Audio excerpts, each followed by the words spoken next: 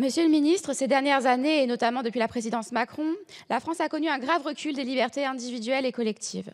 La loi censée conforter le respect des principes de la République s'inscrit, contrairement à ce que son nom indique, dans une remise en question de nombre de ces principes.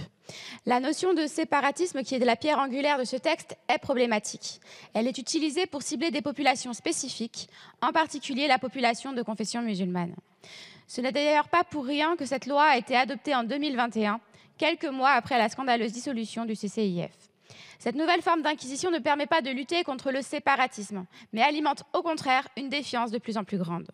Parmi les autres dispositifs introduits dans cette loi, il y a le contrat d'engagement républicain, qui oblige les associations demandant une subvention à s'engager à respecter les principes républicains. Là aussi, sous prétexte de lutte pour le respect des principes de la République, il y a une restriction de liberté. L'État remet en question l'autonomie du monde associatif. Pour vous donner un exemple concret, le préfet de la Vienne avait demandé en 2022 à la ville de Poitiers de retirer une partie de la subvention accordée à Alternativa, car cette association n'aurait pas respecté le fameux contrat d'engagement républicain. On constate donc qu'en plus d'être utilisée pour stigmatiser les personnes de confession musulmane, cette loi est également utilisée pour museler, par exemple, le mouvement social et écologiste. Il faut abroger cette loi anti-républicaine.